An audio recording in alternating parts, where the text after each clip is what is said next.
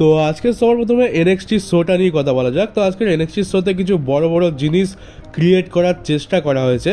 এমনিতে আমরা NXT show এর ব্যাপারে জানি, আর আমরা অতটা গুরুত্ব দিই না, কারণ এনএক্সটির ভবিষ্যৎ কি সে তো আমরা খুব ভালো করেই জানি ডাব্লিউডব্লিউইতে। তবে এনএক্সটিতে মাঝে মধ্যে কিছু বড় বড় জিনিস করা হয়, এটা জাস্ট ওয়ান টাইম একটা ভালো মোমেন্টের কথা বলতে পারো, মানে ওয়ান টাইম মোমেন্ট। তো সেরকমই কিছু দেখতে পেয়েছি। এমনিতে ভবিষ্যতে এগুলোর কোনো গুরুত্ব থাকবে না, জাস্ট ওয়ান টাইমের জন্য। তো সেগুলো নিয়ে আজকে ছোট্ট করে কথা বলি। তো সবার প্রথমে আজকে এনএক্সটি শো এর শুরুতে আমরা টাকলা আর তার বেস্ট ফ্রেন্ডকে দেখতে পাই সারা দুনিয়ার মাথায় টুপি পরিয়ে সবাইকে চুনা লাগিয়ে রিংয়ের মধ্যে গুলতানি মারছিল। আর তখন আমরা উইলিয়াম রিগালকে দেখতে পাই। জাস্ট একটা মোমেন্ট, যে এককালে এনএক্সটি উইলিয়াম রিগাল চালাতো, এখন টাকলার বেস্ট ফ্রেন্ড চালায়।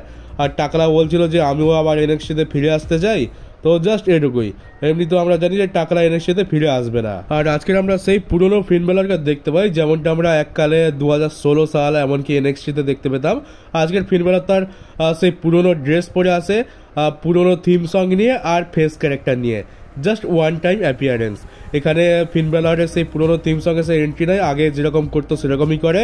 ক্রাউড খুব খুশি ছিল, সে ক্রাউডের সাথে হাত মিলাচ্ছে, গলায় মিলছে, সবার সাথে ইন্টারাক্ট করছে আর সেই পুরোনো দিনের কথা মনে করিয়ে দিচ্ছে। তবে জাস্ট এটা কোনো কন্টিনিউ তো থাকবে না, এটা জাস্ট একবারের জন্য এনএক্সটিকে সেই নস্টালজিয়া ফিল দেওয়ার জন্য। আর আজকের একটা রিটার্ন দেখতে পেলাম, সেটা হচ্ছে যে সেনা বেজলারকে আবার ডাব্লিউডব্লিউইতে ফিরিয়ে আনা হয়েছে। আজকের এনএক্সটি শোতে ওমেন্স ডিভিশন আমরা তাকে দেখতে পাই। ব্যাস, আর তো তেমন কিছু স্পেশাল ছিল না মেয়েদের পেছন দেখানো বাদে। আর এবারে এনএক্সটি নিয়ে একটা কথা বলি, যেটা আমি অনেকদিন ধরে বলবো ভাবছিলাম। তো এনএক্সটির আজকের এত খারাপ অবস্থা কেন? আজকের এনএক্সটিতে পুরুষ যে সমস্ত রেসলার রয়েছে তাদেরকে আমরা দেখতেই পাই না। ওবা ফেমিক, ট্রিক উইলিয়ামস, ইথান পেজ, এদেরকে মাঝে মধ্যে দেখতে পেয়ে যাই। কিন্তু 1 ঘন্টার শো হলে সেখানে আমরা 45 মিনিট মেয়েদেরকেই দেখতে পাই, কারণ মেয়েদেরকে ওই সব তো দেখানো হয়। আর কিছু সিম্প রয়েছে, তারা মেয়েদের জন্যই দেখতে আসে। তো এটার পেছনে কারণ কি? আগে তো এনএক্সটি এমনটা ছিল না। এনএক্সটির মেন রস্টারে গিয়ে ডিজাস্টার হতো, কিন্তু এনএক্সটি মোটামুটি ভালোই তো ছিল। তো এনএক্সটির এই অবস্থার কারণ হচ্ছে এইডব্লিউ এনএক্সটিকে মেরে ফেলেছে। এবার এটা তোমরা ভাববে যে কী করে?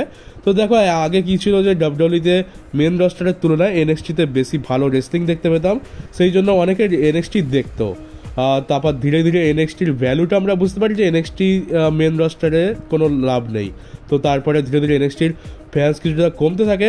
আর তারপর যখন 2018-19-এর দিকে এইডব্লিউ এলো, তখন তো আরও অবস্থা খারাপ হয়ে গেল। কারণ আমরা তখন কি দেখতাম? আমরা রেসলিংয়ের জন্য এনএক্সটি দেখতাম, কিন্তু এইডব্লিউ এসে তাদের হেড টু হেড কম্পিটিশান দিতে শুরু করলো। আর এইডব্লিউতে এনএক্সটির থেকে বেশি ভালো রেসলিং হয়।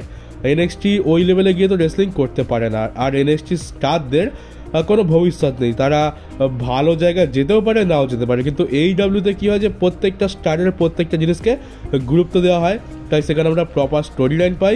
কেউ যদি ভালো পারফর্ম করে তো তাকে ওপরে নিয়ে যাওয়া হয় আর তাকে গুরুত্ব দেওয়া হয়। তো এর ফলে যারা প্রপার রেসলিং ফ্যান তারা চলে যায় এইডব্লিউ ডাইনামাইটের দিকে, মানে এইডব্লিউ শোয়ের দিকে। এবার যদি এইডব্লিউর ফলে এনএক্সটি মুখ থুবড়ে পড়ে যায়, তাহলে কি হবে? এনএক্সটিকে বন্ধ করতে হবে, কারণ ভিউয়ারশিপ না আসলে কেই বা দেখবে। এমনিতেও 5 লাখের ওপরে তো ভিউয়ারশিপ আসে না। তো সেই জন্য এবার কি করতে হবে, যে সেইটাই করলো যেটা অনলি ফ্যান্সের যে সমস্ত মডেলরা আছে তারা করে বেড়ায়। কী করলো? বেশি বেশি করে ফিমেল ডিভিশনকে বড় করলো, ফিমেল ডিভিশনের বেশি বেশি স্টার আনলো।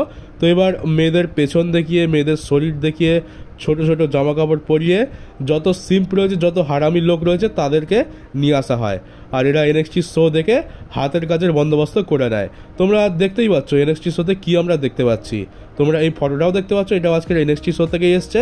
তো এই হয়ে গেছে এনএক্সটি শো এর অবস্থা। মাঝে মধ্যে তো আমার এনএক্সটিকে সফট পর্ন মনে হয়। আগে যে কাজটা স্ট্যাপনি ব্রেকার করতো, এখন সেই কাজটা ব্লেক মহেন্দ্র করছে। রেসলিং করার থেকে বেশি আমরা তাকে বাথটাবের মধ্যে স্নান করতে দেখতে পাই। আর যখন আসে তখন তার ড্রেসও তো আমরা দেখতে পাই, যেন কোথা থেকে কোন পর্ন স্টার চলে এসছে। তো এই জন্য এনএক্সটির এই অবস্থা। আর পেছনে এইডব্লিউর অনেক বড় হাত রয়েছে। আর এবার অনেকদিন পর রিকোসে একটা ভালো কথা বলেছে। এমনি সময় তো যা কথা বলে গাল খাওয়ার মতোই কথা বলে, কিন্তু আজকের রিকোসে বলে যে ডাব্লিউডব্লিউর হাল তো আমরা খুব ভালো করে জানি, টিকিটের কত প্রাইস হয়ে গেছে।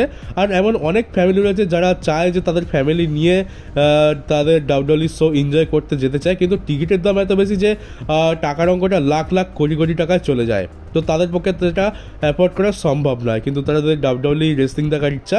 তো রিকোয়েস্টে তাদেরকে বলছে যে AEW খুবই ভালো কাজ করছে, আমরা আমাদের পুরো মানে 100% দিয়ে পারফর্ম করছি, আমাদের অথরিটিও খুব ভালো সাপোর্ট করছে, আর AEWর টিকিটের দাম কিন্তু অনেক কম, এটা সাধারণ মানুষের সাধ্যের মধ্যে। তোমরা চাইলে এই AEW শো তোমাদের ফ্যামিলি নিয়ে এনজয় করতেই পারো, আমরা একদম টপ কোয়ালিটির কন্টেন্ট দেওয়ার চেষ্টা করি। তো দেখতে গেলে এটা ঠিকই বলছে, কারণ AEWর যে টিকিটের দাম রয়েছে WWE থেকে অনেক গুণে কম, আর সেটা সাধারণ মানুষ অ্যাফোর্ড করতে পারে। কিন্তু WWEর যা শো হয়ে গেছে যেন সারা জীবনে তুমি একবারই দেখতে পাবে, সারা জীবন ধরে কোটি কোটি টাকা জমাবে আর তারপরে একবারই দেখতে পাবে, এরকম একটা অবস্থা হয়ে গেছে। যেখানে আগে $250 হয়ে যেত, সেখানে একটা টিকিটের দাম পড়ছে $1500, মানে 5 গুণ 6 গুণের থেকেও বেশি। আর এটা তো শুধুমাত্র র স্ম্যাকডাউন হয়ে গেল, প্রিমিয়াম লাইভ ইভেন্টে তো এটা আরও কত গুণ বেড়ে গেছে তার ঠিক নেই। আর মেবি হয়তো এই জন্যই এখন আমরা AEW শোতে বেশি বেশি দর্শকও দেখতে পাচ্ছি, কিছু কিছু লোক টাকার জন্য হয়তো AEWতে শিফট করে যাচ্ছে, কারণ WWE টিকিটের দাম কেনার ক্ষমতা তাদের নেই, আর এটা স্বাভাবিক ব্যাপার। আর এরপরে টনি স্টর্মকে নিয়ে কথা বলা যাক। টনি স্টর্ম এককালে WWE ছিল, তারপর WWE থেকে চলে গিয়ে AEWতে যায়, আর আজকের AEWতে ওমেন্স ডিভিশনকে একাই তুলে রেখেছে। তো এই টনি স্টর্মকে জিজ্ঞেস করা হয়েছে সে কি কখনো ডাব্লিউডাব্লিউতে ফিরবে, তো টনি স্টর্ম বলে দিয়েছে যে কোনো দিনও না, আমি ডাব্লিউডাব্লিউতে কোনো দিনও ফিরবো না, আমি AEWতে নিজের জীবন সমর্পণ করে দিয়েছি, আর এখানেতেই আমি রিটায়ার হব, কোনো চান্স নেই আমার অন্য কোনো জায়গায় যাওয়ার, মানে ডাব্লিউডাব্লিউতে যাওয়ার।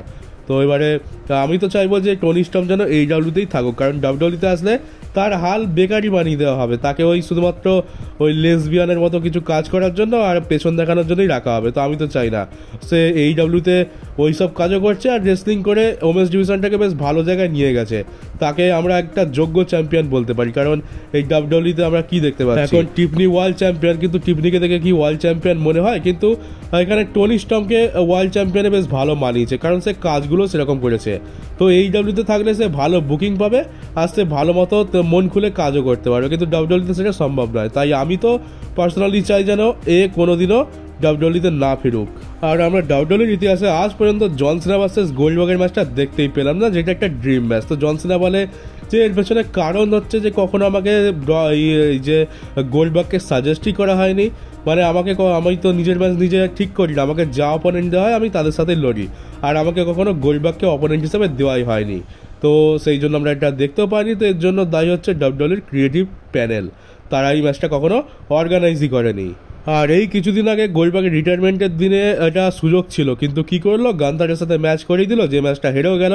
ওর থেকে তো ভালো হতো জন সিনার সাথেই ম্যাচ করিয়ে দিত। আর অ্যান্ড্রাডের ডাব্লিউডাব্লিউ থেকে চলে যাওয়ার পর একটা সোশ্যাল মিডিয়াতে তার পোস্ট আছে, জাস্ট লেখা রয়েছে থ্যাংক ইউ, মানে সে ডাব্লিউডাব্লিউ ইউনিভার্সকে আর ডাব্লিউডাব্লিউকে থ্যাংক ইউ জানাতে চাইছে। এবার ডাব্লিউডাব্লিউকে জানাতে চাইছে কিনা সেটা তো জানি না, কারণ ডাব্লিউডাব্লিউ তো তার ব্যান্ডটা বাজিয়ে রেখেছে, হয়তো সে ডাব্লিউডাব্লিউ ইউনিভার্সকেই থ্যাংক ইউ বলতে চাইছে। এবার হয়তো তার ভবিষ্যতে আমরা অন্য কোনো পদক্ষেপ দেখতে পাবো। এবার আমাদের the WWE legend the undertaker তার ব্রাদার্স অফ ডিস্ট্রাকশনের টিম নিয়ে কথা বলে। তার মতে ডাব্লিউডাব্লিউর এই টিমটাকে আরও বেশি সময় দেওয়া উচিত ছিল। তাদের ব্রাদার্স অফ ডিস্ট্রাকশনের টিমটা তো তৈরি হয়েছিল, কিন্তু সেটা কোনো লং রানের জন্য নয়, মাঝে মাঝে আমরা তাদেরকে একসাথে দেখতে পেতাম, আবার তারা আবার পৃথক হয়ে যেত। তো আন্ডারটেকারের মতো একটা লম্বা রান ব্রাদার্স অফ ডিস্ট্রাকশনকে দেওয়া উচিত ছিল, কারণ ওই রকম একটা ট্যাগ টিম তো খুবই রেয়ার। কারণ দেখো আন্ডারটেকার কত লম্বা চওড়া মনস্টার ভুতুরে ক্যারেক্টার, আর ডিমন কেন তো আলাদাই জিনিস। তো এরা দুজন যদি ট্যাগ টিম বানিয়ে নেয়, কারোর ক্ষমতা নেই তাদেরকে হারানোর। তো এরকম একটা ডিস্ট্রাকটিভ ট্যাগ টিম যদি লম্বা সময়ের জন্য থাকতো, তাহলে এরা অনেক কিছু করতে পারতো। কিন্তু ডাব্লিউডাব্লিউ মাঝে মধ্যে মোমেন্ট ক্রিয়েট করার জন্য এদেরকে একসাথে আনে, আর বেশিরভাগ সময় আমরা এদেরকে আলাদাভাবেই দেখতে পেতাম। তো আন্ডারটেকারের ইচ্ছা ছিল যে এই টিমটাকে একটু লম্বা সময়ের জন্য চালানো হোক। আর অ্যান্ড্রয়েডে চলে যাওয়ার পর তো রে ফিনিক্স তো একা হয়ে গেছে, এমনিতেও দুজনকে ট্যাগ টিমে রাখা হয়েছিল, কিন্তু অ্যান্ড্রয়েডে চলে গেছে। তো এবার রে ফিনিক্স কি করবে? তো এমনটা জানা যাচ্ছে যে রে ফিনিক্সকে এবার তার ভাই পেন্টার সাথে দিয়ে দেওয়া হবে, আর এরা ট্যাগ টিম ডিভিশনে থাকবে। আর তাছাড়া দেখছি যে পেন্টার সাথে যেভাবে নিউডের রাইভালরি চলছে, তো রে ফিনিক্সকে দেওয়া যেতেই পারে।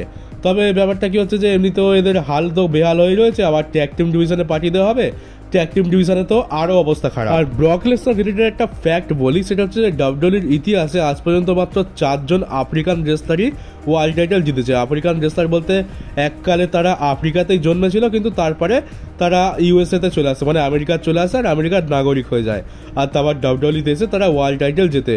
তো এরা কারা ছিল? এক তো হচ্ছে রক, তারপর হচ্ছে কোফি কিংস্টন, বিগি আর ববি ল্যাসলি। আর ব্রক লেসনার এই 4 জনকেই হারিয়ে তাদের থেকে টাইটেল নিয়েছে, মানে এদের টাইটেল রেন ব্রক লেসনারই এন্ড করেছে।